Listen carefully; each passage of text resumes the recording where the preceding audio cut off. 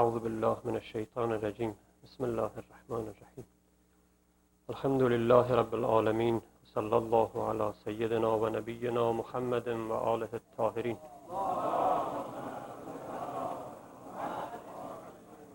قال الحكيم في كتابه الكريم يا أيها الرسول بلغ ما أنزل إليك من ربك وإن لم تفعل فما بلغت رسالته والله يعصمك من النار. I congratulate you all brothers and sisters this happy occasion of Eid al-Ghadir, which is an Islamic festival not only for Shia but many ulama from other groups also consider this day as Islamic festival. I refer you to one of the greatest Islamic scholars, Abu Rayhan Biruni, in his classical book Al-Athar al-Baqiyah. In this book, he clearly states that the day of Ghadir is an Islamic Eid, and like Eid al-Azha and other holy days in Islam. How beautifully our little young girls describe this historical event. I cannot explain better than them, so I do not want to repeat the event itself. You are all familiar with the event. In a short time that I am going to talk here, I try to explain a little the philosophy behind this event and the wisdom according to which we celebrate this day.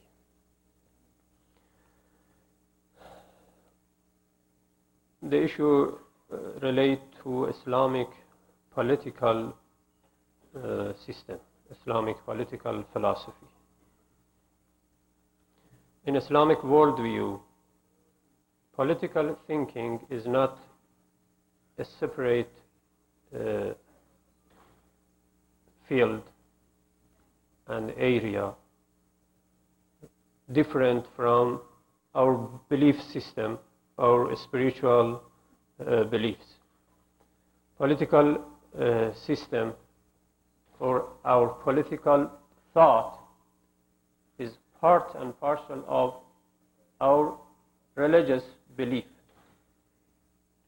In the same way that we believe in Allah, in messengers of Allah, in the day of judgment, in our duties regarding to Allah, in the same way we have some principles, some teachings, some religious obligation regarding our social and political affairs.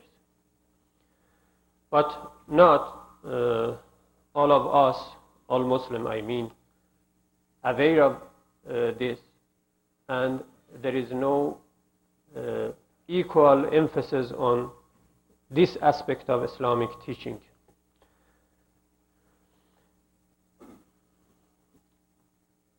According to Islamic teaching, there is no the idea of separateness of church and state. This is a famous idea in modern Western world, in Christian world, that church, which exemplify religion in general and spirituality, is different from a state which relate to our worldly affairs. Religion is for our spiritual affairs. Religion relates to our life in hereafter, but social philosophy, political philosophy manage and engineer our worldly life. And these are two different domains and two different spheres. We shouldn't mix one of them with other. And this is the basic teaching of secularism. Secularism basically means separation between nature and profane, between this world and other world, between material life and spiritual life. According to secular thought, we shouldn't bring our religious belief in our political life, in our social thought and practice. It has its root in some biblical teaching. You can find in present Bible some passages that distinguish worldly affair from spiritual affair. God has his own domain, and kings of this world, Caesar, has his own kingdom. And these are two kingdoms. But every Muslim believe that according to Islam, this is not true, this is not right. This religion is not just for fulfilling our spiritual dimension. Religion is a way of living. Religion is a way of life. Life contains both spiritual and material aspect. And both of these domains are under the cover of religious teaching. Prophets, messengers of God, came not only to improve our spirituality, but to improve our worldly affairs. Because they are not different. There is no separation. There is no actual separation between these two in reality. Our prophet was a religious leader, a messenger of God, and at the same time the leader of Muslim community. People follow prophets both in their individual spiritual issues and follow them in their social and material and family lives. When we say Ati'ullah wa Ati'ur Rasul, this obedience is not limited only to one sphere of life. It covers all spheres of our life.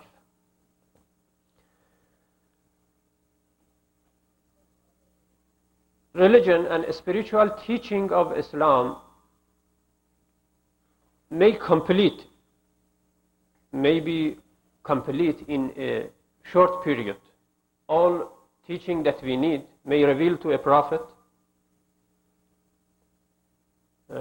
and then we do not need more revelation.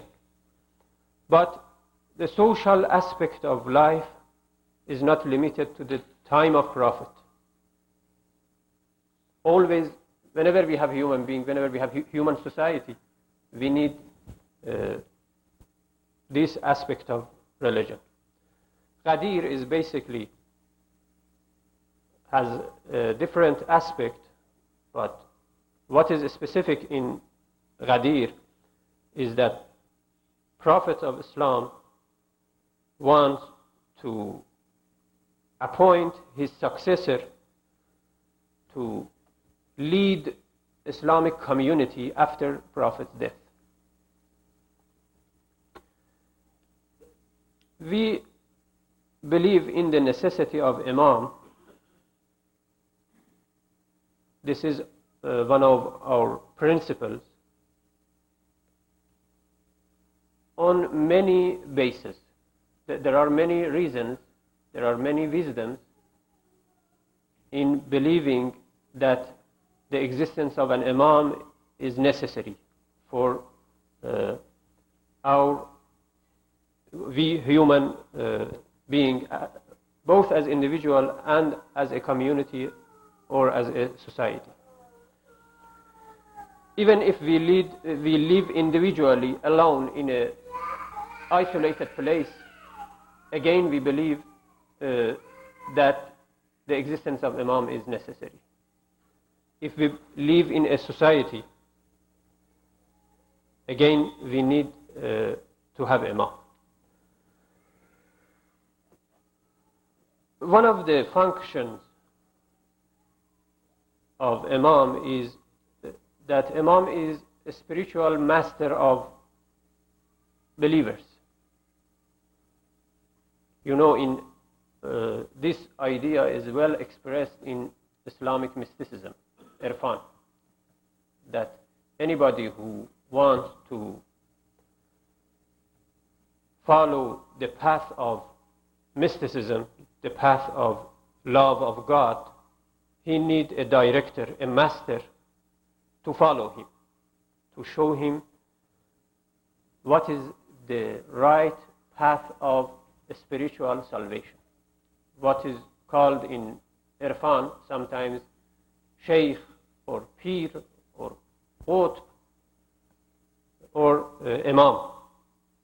In this regard, Imam is a spiritual master who guides those who are in the way of spirituality, who guides all what we call salikin.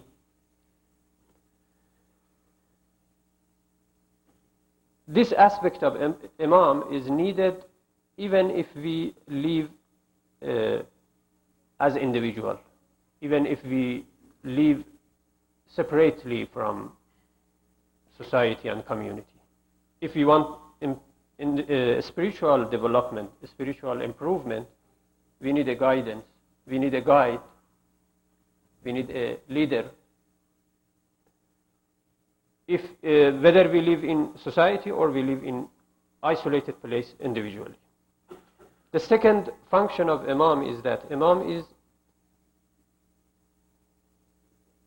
a religious teacher or interpreter of Quran or Islamic teaching. As we know, Quran has some verses which are clear, everybody can understand. And there are many verses that are not clear, everybody cannot understand the real content. It needs interpretation.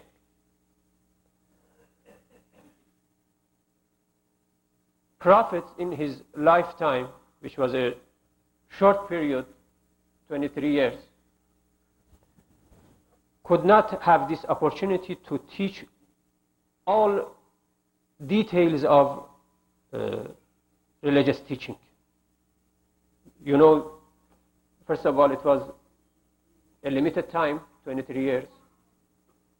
And this limited time mostly was occupied by many wars and many other conflicts, that there was no enough time for Prophet to explain all of Islamic teaching. Hadiths that we have from Prophet are limited. There are many cases that we do not have hadith from Prophet. In these cases, some Muslims who do not believe in Imama as a necessary religious institution, they appeal to other ways to discover or to determine their duties regarding their religious takalif or duties. For example, one of these method that they use is appeal to qiyas. Qiyas means whenever you don't know what is your duty with regard to a specific event or subject, you have to find a similar situation in Islam which is clear, then you generalize the rule that is governed on another occasion to the rule in question. This is qiyas. Qiyas means analogy, which is both logically and according to religious teaching is not valid. Why I mention this point? I mention it to explain that even according to Ahlus Sunnah, we cannot find all religious teaching in Prophet's words. In many cases, we need to appeal to qiyas and to other devices to find what is our duty, what is our obligation. According to Shia teaching, Imam is one of the jobs of Imam, one of the responsibility of Imam is to explain what is not explained by Prophet and what is explained but ambiguously in Quran, like verses that we call mutashabihat, or explained in Quran in general way, but in detail, if we refer to that general rule, we cannot understand all details. So one of the function of Imam is interpretation of Quran, explaining Islamic teaching in different aspects of life, as I explained at the beginning, that Islamic teaching since cover all area of life. It is not just some rule regarding our worship, regarding our spirituality.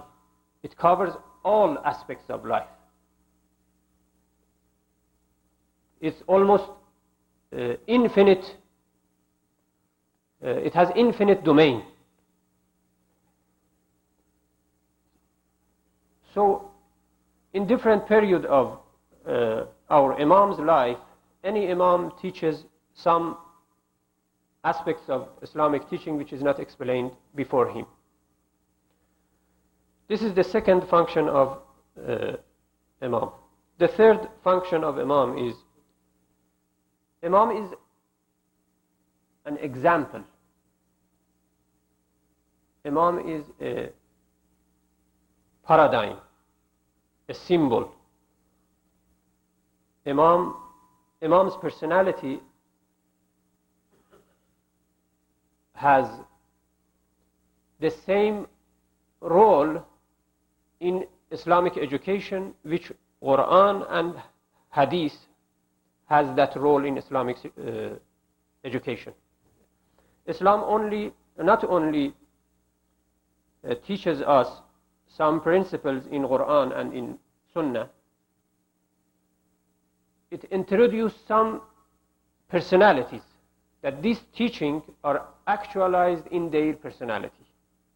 If you ask, what is the perfect man of Islam? If Islamic teaching exemplifies in one person, how that person can be? We can show. This is, for example, Imam Ali, or before Imam Ali, Prophet himself, is the example of his teaching, is Islamic revelation. Islamic revelation are not just in books, are not just some words which appeared in Quran and in Hadith. Other dimension of Islam is the living person, which all Islamic teaching is actualized in his personality. In this view, we have Quran and we have on the other hand, Prophet himself. Prophet is also Quran. If we look at his life, if we look at his behavior, we learn the same principles, the same teaching that we learn by referring to Quran. The same belief we have with regard to Imams. Imams are Quran, are Islamic teaching which are showed itself in a living person. So it's an Imam is an example that we try to make ourselves similar to Imam. That's why Quran says that inna lakum fi rasulillah uswatun hasana.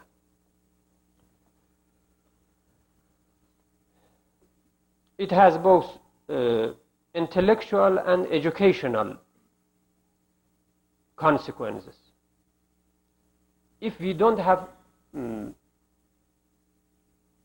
people like Imam Ali, one may doubt that, one may ask whether whatever Islam teach are practical. Can we follow all of Islamic teaching? Maybe some of them are not practical. They are beyond our abilities. So maybe Allah expects us, al-ayazubillah, too much. We are human beings. We have other duties in our life. By having Imam, God shows us that you can do what Islam asked from you, expect from you. Look at this figure. He is a human being like you. We don't believe about Imams and Prophet, the belief that Christians have with regard to Jesus.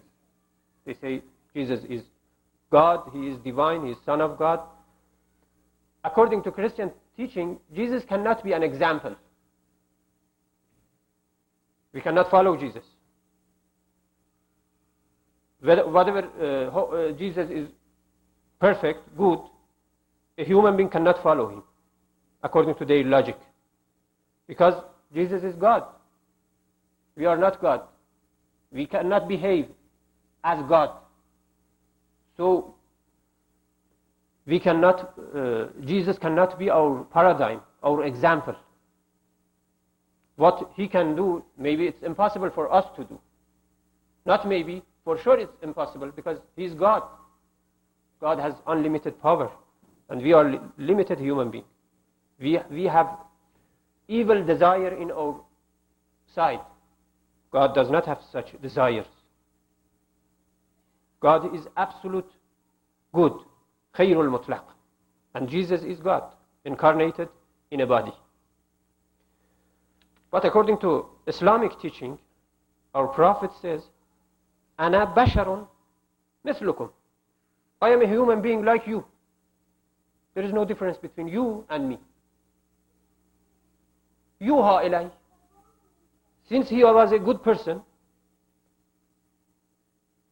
he was able to receive God's revelation. That's all.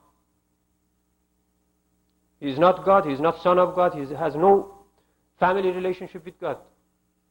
Some people in the time of Prophet objected that if you are Prophet, why you eat, why you drink and walk in the street like other people?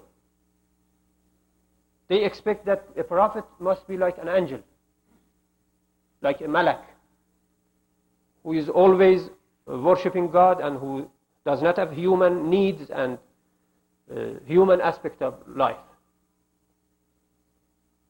Then they ask Prophet, bring us some more miracle.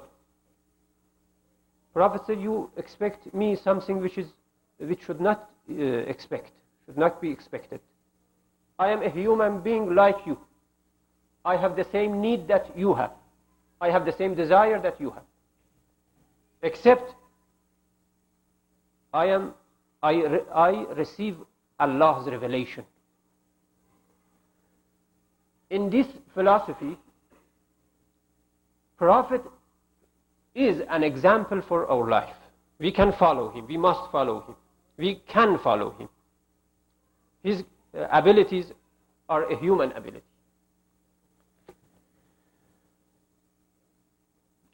So the third function of Imam, or the third reason for necessity of Imam, is that Imam is an example for other people. Imam is an uswa according to Quranic terminology. And the fourth function of Imam is that Imam is a leader not only in a spiritual dimension of our life. Imam is a leader of Islamic community. Imam has this duty to lead Islamic community in a right path, in the same way that Prophet himself lead Islamic community.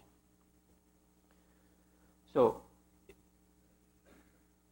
this is the social and political aspect of belief in Imam and existence of Imam. Imam is a ruler. So if Imam is a spiritual master, if he is the ultimate teacher of Islamic teaching, if he is an example for humanity, if he is the just ruler of society and successor of Prophet, he must have some qualities that Prophet himself has. He must be different from ordinary people. Not any person can have these functions. On this basis, according to Shia, Imam must be ma'soom like Prophet. Otherwise, he cannot be successor of Prophet. He cannot fulfill these requirements. And Imam must be selected by Allah, must be chosen by Allah and introduced by Prophet. Prophet even does not choose Imam. People cannot choose Imam, cannot select Imam, determine somebody as Imam. Even Prophet cannot do by himself. God chooses Imam. Prophet introduces it. The verses that I recited at the beginning, Ya ayyuhar Rasul, balligh what? Ma unzila ilayk. What is revealed to you. What we told you, tell to people. So it's not something that Prophet himself suggested. Balligh ma unzila ilayk. Min Rabbik. Who revealed this command to you? Your Rabb, your Lord. وَإِن لَمْ تَفْعَلْ فَمَا بَلَّغْتَ رِسَالَتَهُ. If you don't obey in this case your Lord, you didn't fulfill your duty. وَاللَّهُ يَأْسِمُكَ مِنَ النَّاسِ. It shows that Prophet has some concern here.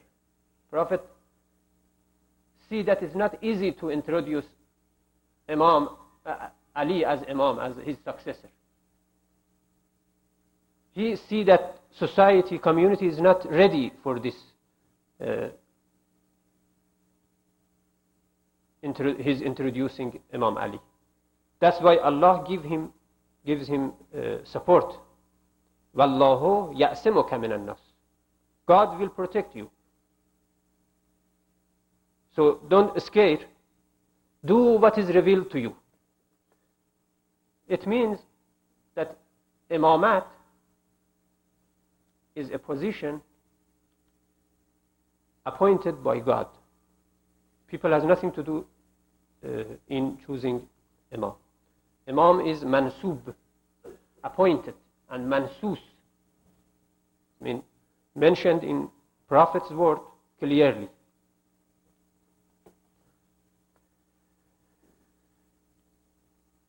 But when people do not accept Imam as their leader,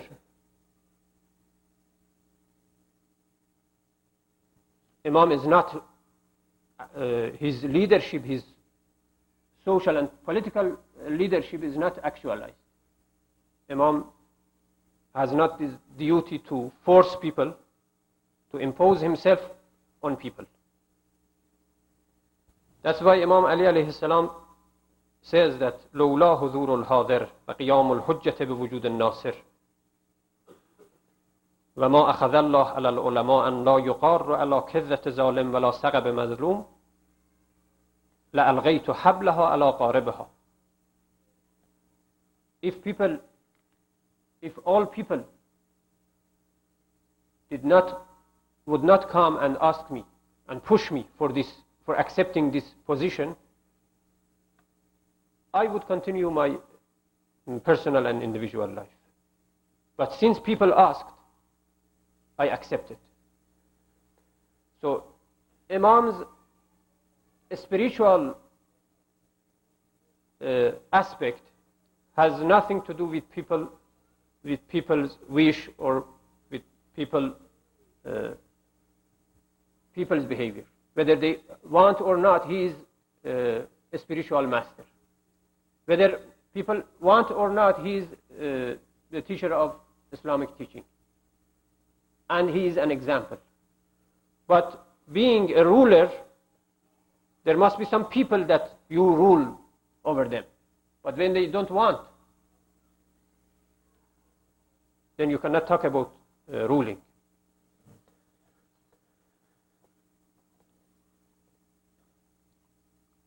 All these are some general principles that we can learn from Quranic teaching.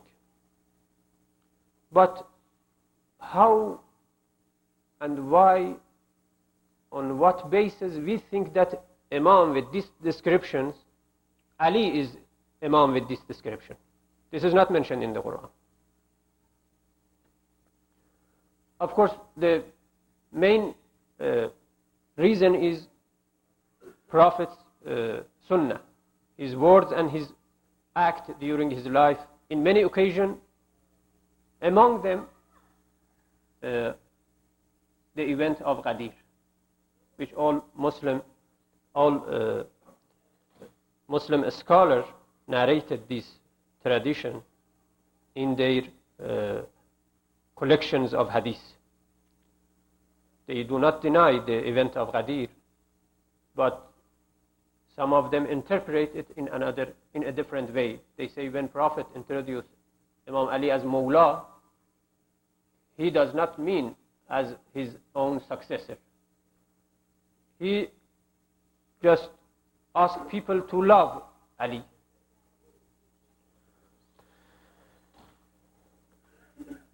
I don't want to go into these historical discussions and to go into criticism of hadith. There is a very direct way that is accessible to us today. One may doubt about the event of Ghadir. Even no Muslim scholar have doubt about it. I am saying that there is something that today is available. We can check it. It's experimental. What do you guess that would be?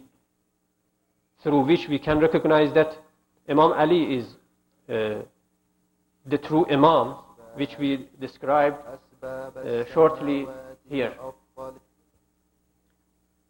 I think the best argument, the best proof is Nahjul Balagha. If you read Nahjul Balagha and compare it with other books that are written by human beings throughout history, compare it with all books that are written by human beings throughout history, you will find that this book is different from them. It has divine connotation. When he talks about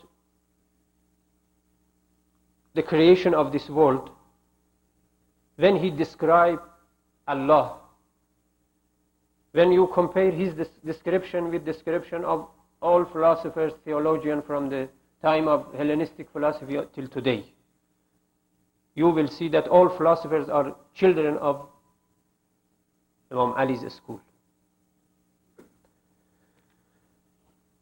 He is not only an Arif, he is an Arif, he is a wise Hakim, he is a political leader. At the same time, he worked in the field as a farmer.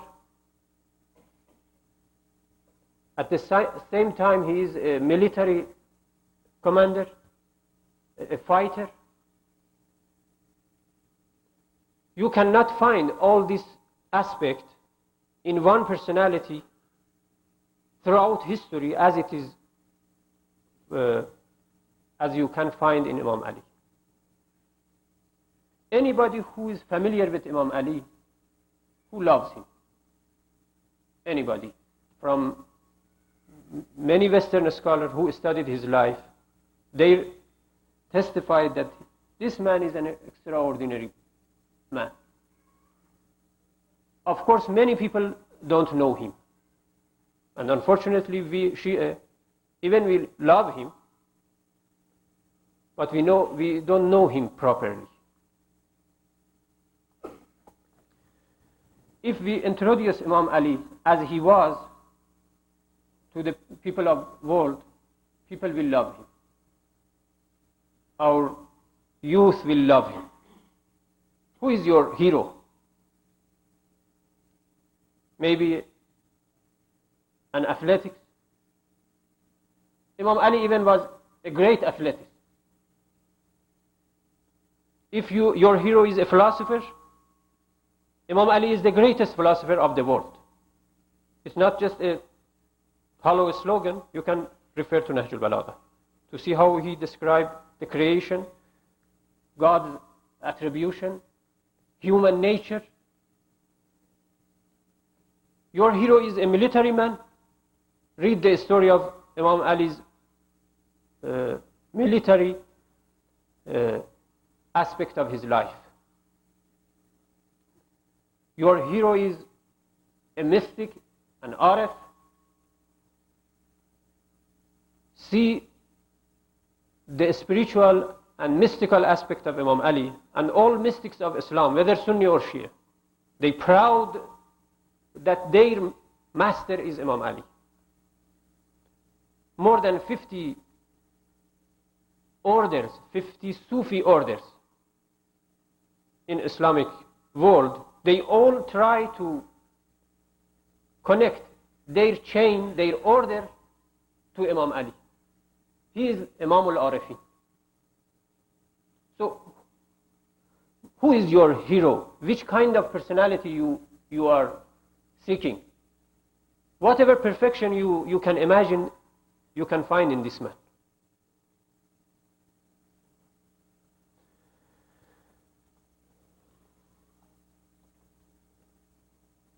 But why people in his time? Why few people in his time followed him? Not many people followed him. His complicated personality was not known in his time and even after him.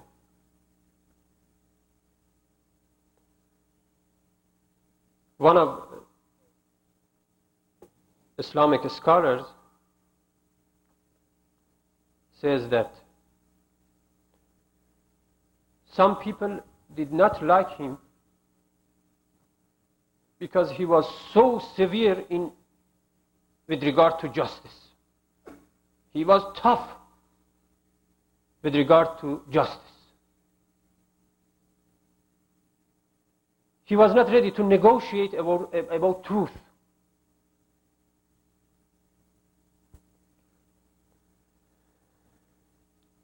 Of course, historically, you know, there are many reasons that you can find by reading the history of Arab on that time. the community was a tribal community. Many values from pre-Islamic period was still governing on the society. One of the reasons that many people mention that why Imam Ali was not chosen as the first successor of Prophet, they say because he was too young. There were many people older than him. When there is an older person, why we should allow a young person to be a successor of Prophet? You see the logic? This logic came exactly from the pre-Islamic Jahiliyyah time. According to reason, according to religion, being old or youth or young has nothing to do with the personality. It's not a criteria of a good leader or bad leader. Inshallah, we try to first know this great divine man and try to follow his example in our life. And in this way we introduce this divine figure to the people of the world. Maybe one day people realize that this is the person, the leader that they are seeking and they like to follow. Once again, I congratulate you this holy and happy occasion of Eid al-Ghadir. اللهم صل على محمد وآل محمد اللهم انصر الإسلام والمسلمين واخذل الكفار والمنافقين اللهم وفقنا لما تحب وترضى وصلى الله على محمد وآله الطاهرين.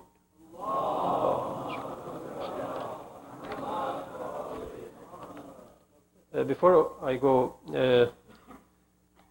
a young, devoted and very active Muslim lady is died, passed away a couple of days ago. I ask all brothers and sisters to recite a Fatiha for her ruh. Allahumma salli ala